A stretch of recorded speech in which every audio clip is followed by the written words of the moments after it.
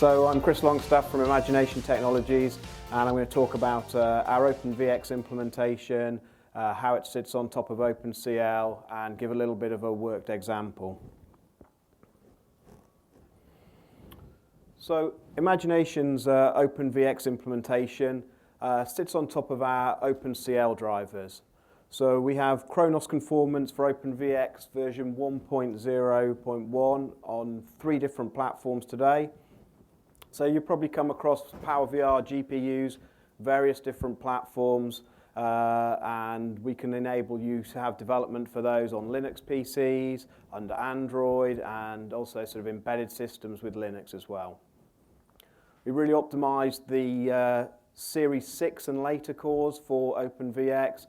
We now have some Series 7, Series 8 cores as well. So OpenVX going forward throughout the platforms now, very important strategy for us. And of course, we can help customers get compliant platforms as they make their silicon with our PowerVR GPU IP. And we have the XML extension so that can really ensure porting of the OpenVX graphs between different devices. So today I'm going to give just a simple worked example of the Hough Transform. The reason we picked this was just to show the way that we can integrate user nodes as well as the OpenVX primitives together. So as you've probably been learning, or you may already know, OpenVX has got several different primitives, some for edge detection, the canny edge detector and the Sobel filter. But obviously these aren't perfect for reconstructing actual geometric shapes. So we need to make sure we have complete edges for those shapes. And as part of that, if you've got ill-defined edges, you've got noise, there's different obstructions, fogging, all of these kind of things will prevent some of the edge detection from working. So the example we're using here uses the Hough Transform, which basically allows us to join those together. So we use the outputs of both canny and Sobel filters, and we put those together to create the Hough lines. So the Hough Transform is used to detect circles, lines, and other geometric shapes. And as I say, in this presentation, we'll look at the user node. Because of the limited time for the presentation, I'll talk through it. There's a lot of extra worked examples at the end, which is reference data. I hope you'll all get the PDF for that. I think you should all have that. But obviously, please feel free as well to follow up directly with Imagination, and we can give more details.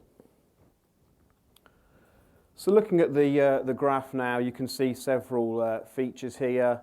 Working our way through from the input image to obviously what we desire at the end. The output of this is an array of lines. We want to sort out an array of lines that defines the shapes for us. So we start off by using some of the standard OpenVX features, so the canny edge detector, the Sobel filter, and the phase recognition. So from this we can then generate the edges, so we get the edges of the image from the canny. We get the phase information, so the direction of the slope is coming from the Sobel filter and the phase detection. And then really what, sort of the crux of what we're talking about here as well is the Hough lines. And because this isn't an OpenVX primitive, what we need to do is use OpenCL to do this. So because Imagination has built the OpenVX layer on top of OpenCL, it's very, very efficient for us, so very efficient to be able to transform that. And then the output from this user node will be an array of lines. So looking at a little bit of detail now in terms of that OpenCL user node. So we're taking that those outputs from the OpenVX kernels, so the edges of the images and that phase information. And then we have a number of OpenCL functions that we generate. So the accumulation, the maximum suppression, and the finding lines.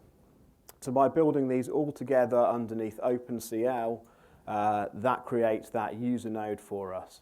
And I'll explain a little bit more in a minute about how that OpenCL interacts with the OpenVX.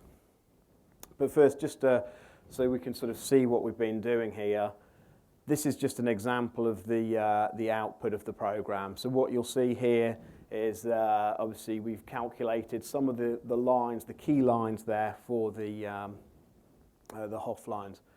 Obviously in this case it's quite a simple implementation, it's designed as a worked example, but you get the idea, and obviously you could add more and more sophistication to the user node, to the graph, to create the exact output that you required. And unfortunately I don't have it with me today, but we do have live demonstrations of that as well running, so that graph running, so we can send you videos, show you exactly outputs, show you it running on a tablet, help provide that source code to you as well. So Imagination has a full developer kit where you can download these examples and use them. So one of the key things that we have to avoid is obviously copying data to and from is very, very expensive.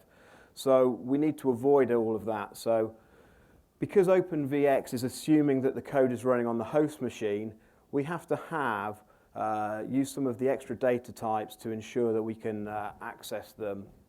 And so we have to have, basically because we have the OpenVX running on top of OpenCL, it's kind of what we would call under the hood. So basically the data is already there for us in OpenCL format.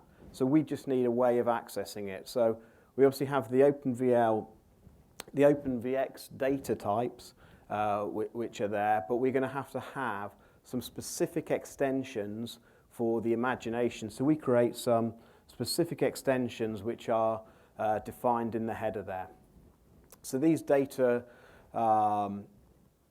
these extensions are manipulating the data under the hood, because obviously we can't manipulate the OpenVX data structures directly with the OpenCL kernels.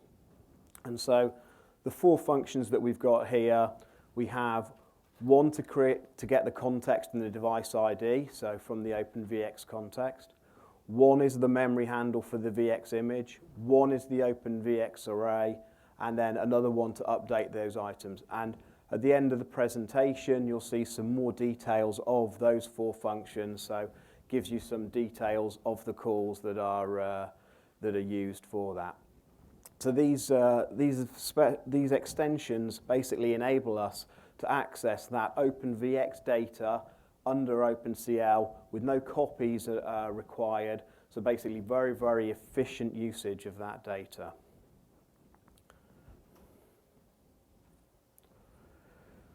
So what we have to look at, of course, is, why would you do it this way? And of course, it's all about performance. So we looked at an implementation using C. We looked at an implementation using OpenCL.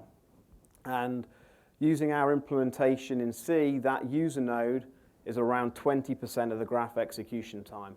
When we use OpenCL, because it's reducing the number of copies, because obviously the OpenCL is directly linked to that hardware. So the PowerVR GPU sitting on there, that OpenCL implementation knows about the hardware, directly accessing that hardware, means that that user node accounts then for only 5% of the graph execution time. And we see this basically across whichever way that we're looking at it, whether it's a PowerVR GPU on, in this case, the Dell Venue tablet, but also with a reference PC with a GPU on a reference card. So this OpenCL implementation is giving us a 4 times performance improvement in the user node. So that's a significant reduction in the graph execution time. So before I just go on to some of the extended details at the end there, just sort of the conclusions there that user nodes are a very effective way for you as developers to add extra functionality to OpenVX. There's obviously many different ways you can go about adding extra functionality, but user nodes, especially with the effective extensions that Imagination have provided for OpenCL, makes it very, very effective to do that. And we've obviously shown a very simple worked example, and OpenCL clearly gives us a big performance example.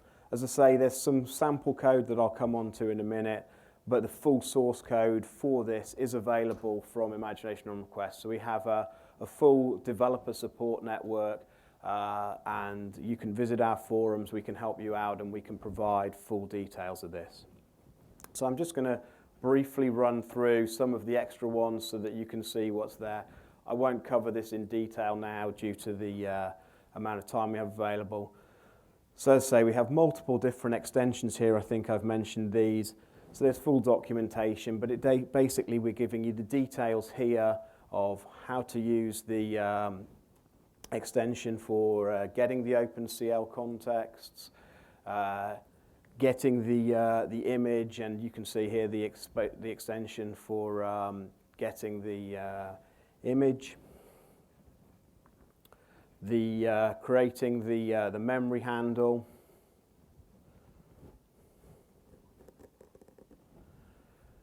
and updating the number of items within the array. So all of these are fully documented, and a summary here. And then also within this, the documentation you received is the code here, so you can look through that. Again, I don't have time to run through that in full today, but basically the details there of creating the graph, adding the OpenVX nodes, creating that user node, so using the extensions there to create the user node, getting the CL context, again using the extensions here, building up the kernels, and then again some snippets of the code here from the initialization.